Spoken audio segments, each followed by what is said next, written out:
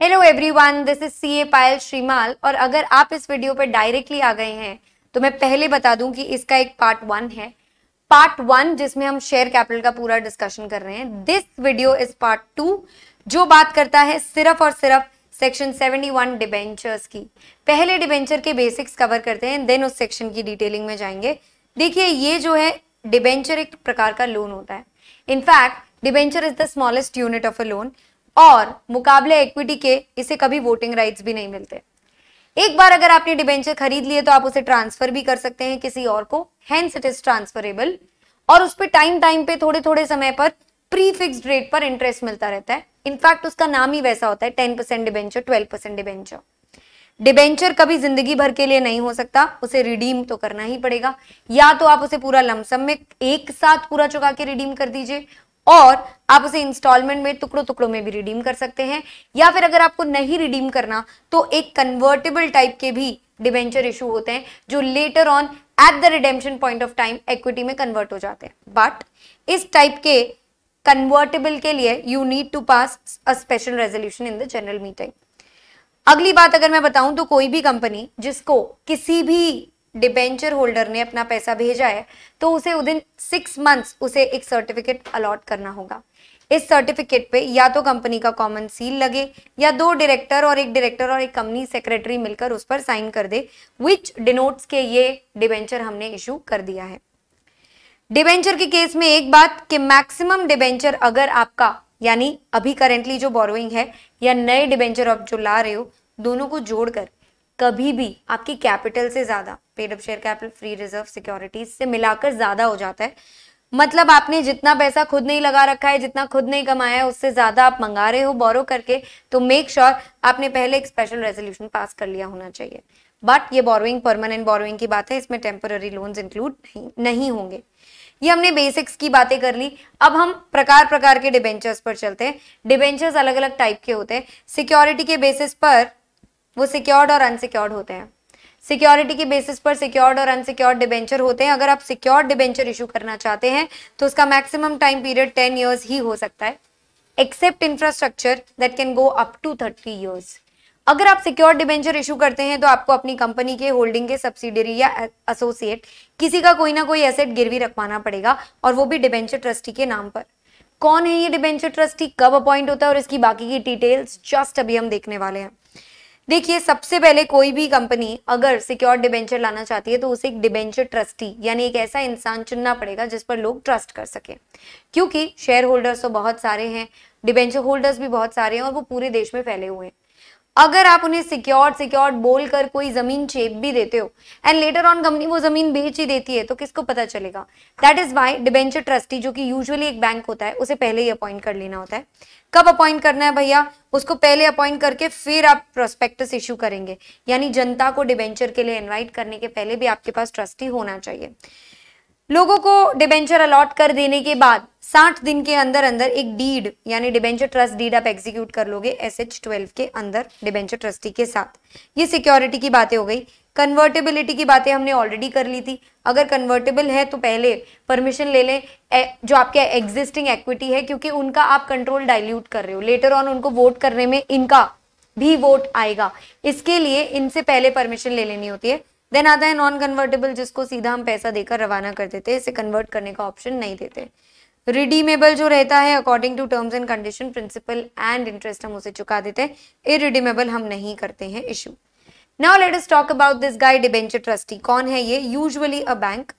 Debenture trustee का appointment mandatory है अगर हम पब्लिक के लिए इशू लेकर आए हैं या प्रोस्पेक्टस हमने इशू किया है या फिर मेंबर्स जो हैं वो 500 से ज्यादा है। कब लेना है? ऑफ कोर्स अभी अपन ने देखा इशू के पहले ही जो ट्रस्टी है वो अपने साथ होता है। इसका एक रिटन कंसेंट होता है कि मैं तुम्हारा ट्रस्टी बनने को तैयार हूं। अब उसका नाम प्रोस्पेक्टस में, लेटर में, नोटिस में, सब जगह होता है, क्योंकि लोग बिना भरोसे के बिना डिबेंचर ट्रस्टी के डिबेंचर खरीदेंगे ही नहीं। लेकिन क्योंकि ये लोगों के बिहाफ पे और कंपनी के बिहाफ पे नहीं है, इसलिए कंपनी से कोसों दूर रहना चाहिए। कंपनी के केस में ये इंडिपेंडेंट होना चाहिए, इसीलिए फॉलोइंग पीपल आर डिस्क्वालिफाइड। अगर कोई आदमी शेयर होल्ड करके बैठा है तो भाई तू फिर शेयर होल्डर है, तू मत बन डिबेंचर का trustee. Promoter, director, KMP officer या एम्प्लॉय CHSA का बिल्कुल क्वालिफाइड नहीं है, क्योंकि ये तो कंपनी का ही साइड लेगा। प्रमोटर डायरेक्टर केएमपी का अगर कोई रिलेटिव है तो ये रिलेटिव के केस में भी हम लोग उसको डिस्क्वालिफाइड मानेंगे। अगर कोई बंदा है जो CH से SOH को इनडेटेड है पूरी तरीके से, तो वो भी तो फिर कंपनी के अंडर ही आ गया और वो भी तो कंपनी के इन्फ्लुएंस में ही आ गया। We want someone who is independent. In fact ऐसा आदमी जिसको इस रेम्यूनरेशन के अलावा कोई पैसा नहीं मिलने वाला हो, उसने कोई गारंटी नहीं ली हो, उसका कोई पेस्यूनरी यानी मनी रिलेटेड रिश्ता कंपनी के साथ नहीं होना चाहिए। 2% gross turnover, total income 50 lakh which ever is lower से भी कम का, which you will see during the 2 previous financial year and this current financial year। इसके बाद जो डिबेंचर ट्रस्टी होगा, अगर वो अचानक छोड़ के चले जाता है अपने टेन्योर के पहले, तो उसे कौन अपॉइंट करेगा? देखिए वैसे तो बोर्ड ऑफ डायरेक्टर्स कर सकते हैं, बट अगर किसी ने रेजिग्नेशन दिया है, मतलब वो छोड़ के चला गया है, रेजिग्नेशन में हमेशा में दाल में कुछ काला लगता है, तो ऐसे में हम रिटन कंसेंट लेंगे मेजॉरिटी डिबेंचर होल्डर्स की और फिर ही जाकर नए पर्सन को अपॉइंट करेंगे। इनफैक्ट एक बार डिबेंचर ट्रस्टी तो रख दिया तो कंपनी तो क्या करेगी, पहले उसको रख लेगी और फिर तुरंत उसको निकाल देगी। पर ऐसे कैसे, हम निकालने ही नहीं देंगे। उसका रिमूवल कर सकते हैं केवल 3/4 इन वैल्यू वाले डिबेंचर होल्डर्स। अब डिबेंचर होल्डर्स कब कब मिलेंगे, उन्हें कौन कैसे मिलवाएगा? तो देखिए उसकी मीटिंग्स के केस में ऐसा होगा कि अगर 10% इन वैल्यू, ध्यान दीजिएगा यहाँ नंबर या मुंडिया नहीं गिननी है, वैल्यू गिनना है। वैल्यू का 10% से ज्यादा अगर रिटर्न में आपको कहता है कि हमें मिलना है तो मिलवाइए उसे। या फिर कुछ ऐसा हो गया कि डिबेंचर ट्रस्टी को लगा कि ट्रस्ट का ब्रीच है ये, तो इससे तो डिबेंचर होल्डर का इंटरेस्ट अफेक्ट हो रहा है, तो वो मीटिंग बुला लेगा फटाफट। जैसे कि अगर कंपनी डिफॉल्ट करती है या कोई एसेट बेच के आ जाती है, तो ऐसे में फटाक से मीटिंग बुला ली जाएगी। भाई डिबेंचर ट्रस्टी, तेरे नाम में ट्रस्ट है, तुझे लोग ट्रस्ट कर रहे हैं, तेरा एक ही काम है, तू डिबेंचर होल्डर की टीम से खेलियो, तू उसके इंटरेस्ट का ख्याल रखना, उसके दुखड़े सुनकर उसे रिड्रेस कर देना, ये आपके ड्यूटीज एंड फंक्शंस है। अब डिबेंचर ट्रस्टी को इतनी बड़ी ड्यूटी दी है तो वो क्या कर सकता है, वो इस ड्यूटी से पल्ला झाड़ सकता है, पर हम उसे झाड़ने ही नहीं देंगे। हमने क्लियर कर दिया है अगर ब्रीच ऑफ ट्रस्ट हुआ तो भाई साहब आप गिल्टी हैं, केयर या डिलीजेंस से काम नहीं किया तो आप डैमेजेस के लिए लायबल होंगे।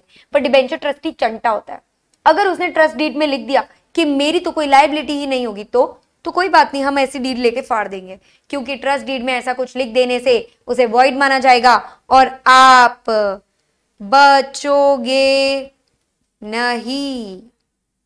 अगर आपको सच में किसी लायबिलिटी से बचना है तो आपका सिर्फ और सिर्फ only option is debenture holder. यही आप पे तरस खाके मेजॉरिटी में मुंडियां गिननी है 50% से ज्यादा लोग और वैल्यू गिनना है 3/4। अगर ये लोग कहते हैं कि जा माफ किया, तभी ट्रस्टी बच पाएगा लायबिलिटी से, वरना वो नहीं बचेगा। 2 प्रोविजंस और रिलेटेड टू डिबेंचर इज, क्या अगर चाहे तो कंपनी को फर्दर लायबिलिटी इनकर करने से रोक सकते हैं। देखिए अगर डिबेंचर ट्रस्टी को लगने लगा, क्या लगने लगा, ये लगने लगा कि कंपनी के पास इतने भी एसेट नहीं है कि वो एग्जिस्टिंग का लोन ढंग से चुका सके, तो डिबेंचर ट्रस्टी जाएगा एनसीएलटी के कान भरने, ट्रिब्यूनल को कहेगा सुनो सुनो इनके तो एसेट ही नहीं है और ये लोन पे लोन लिया जा रहा है। एनसीएलटी को अगर ऐसा कुछ भी सुनने में आया तो वो पार्टीज को सुनेगा और वो लगा देगा रिस्ट्रिक्शन कंपनी पर कि वो आगे और लोन ना चुकाए। पहले जो है वो चुकाओ, जितनी चद्दर है उतने ही पैर पसारो। नेक्स्ट, अगर कंपनी ने कर दिया डिफॉल्ट, क्योंकि उसे देना चाहिए था ना डिबेंचर और इंटरेस्ट का अमाउंट, अगर उसने कर दिया डिफॉल्ट तो डिबेंचर होल्डर या डिबेंचर ट्रस्टी अप्लाई करेगा एनसीएलटी को कि भाई देखो मेरा डिफॉल्ट हो गया है। ऐसे में एनसीएलटी कंपनी को बोल सकती है हाथों के हाथ तू पूरा का पूरा प्रिंसिपल और पूरा का पूरा इंटरेस्ट चुका दे भाई, क्योंकि तेरे बस की बात नहीं है, तो 4th रीपेमेंट की बात हो सकती है। इसके साथ बेसिक्स और सारे प्रोविजंस हमने कवर कर लिए, सिर्फ एक छोटा सा प्रोविजन बचता है डीआरआर और डीआरआई के रिलेटेड। ये दोनों क्या होते हैं? अकाउंट्स में रिडेम्पशन ऑफ डिबेंचर चैप्टर में आप इसकी अकाउंटिंग सीखते हो। सो सेट क्लास ऑफ कंपनीज को एक अकाउंट का प्रोविजन बनाना होता है। पहले तो सभी कंपनीज को बनाना पड़ता था और बड़ी अमाउंट पर बनाना पड़ता था। लेटेस्ट अमेंडमेंट से इस अमाउंट को थोड़ा छोटा कर दिया है और डीआरआर की वैल्यू और डीआरआई की वैल्यू डिफाइन कर दी है, रीडिफाइन कर दी है। लिस्टेड एंटिटीज के केस में याद रखिएगा किसी को भी डीआरआर क्रिएट ही नहीं करना। एनबीएफसी, एआईएफआई, पीएफआई, किसी भी केस में कोई डीआरआर नहीं बनेगा। ऑन दी अदर हैंड अगर मैं बात करूं अनलिस्टेड की, तो अनलिस्टेड के केस में एआईएफआई, पीएफआई और एनबीएफसी, एचएफसी को छूट मिली है। पर ध्यान देने की बात यह है कि एनबीएफसी, एचएफसी के प्राइवेट प्लेसमेंट में उसको छूट मिली है, यानी एनबीएफसी हाउसिंग फाइनेंस कंपनी और अदर अनलिस्टेड कंपनी को 10% का डीआरआर बनाना है आउटस्टैंडिंग डिबेंचर्स पर। खत्म। डीआरआई की अगर मैं बात करूं तो डीआरआई बनेगा 30 अप्रैल के पहले, और बनेगा कितने अमाउंट पर? हर वो डिबेंचर जो अगले 31 मार्च तक रिडीम होने वाला है। बनेगा किस अमाउंट पर? 15% पर बनेगा।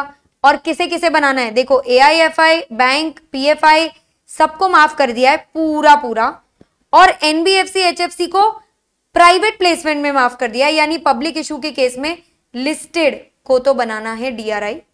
बनाना कहां है? उसे बनाना है इंडिविजुअल, कुछ एक लिस्ट दे रखी है, वहीं पे इन्वेस्ट करवा के रखने। किसी भी समय पे ये 15% से कम नहीं होनी चाहिए investment. Similarly public listed companies को भी 15% बनाना है, मतलब यहाँ पे कम लोगों को छूट दी है। सिर्फ एआईएफआई, बैंक, पीएफआई, बैंकिंग इंस्टीट्यूशन सबको छूट दे दी है, बाकी सबके केस में 15% पे बनाना है। पब्लिक इशू के केस में, प्राइवेट प्लेसमेंट में नहीं बनाना।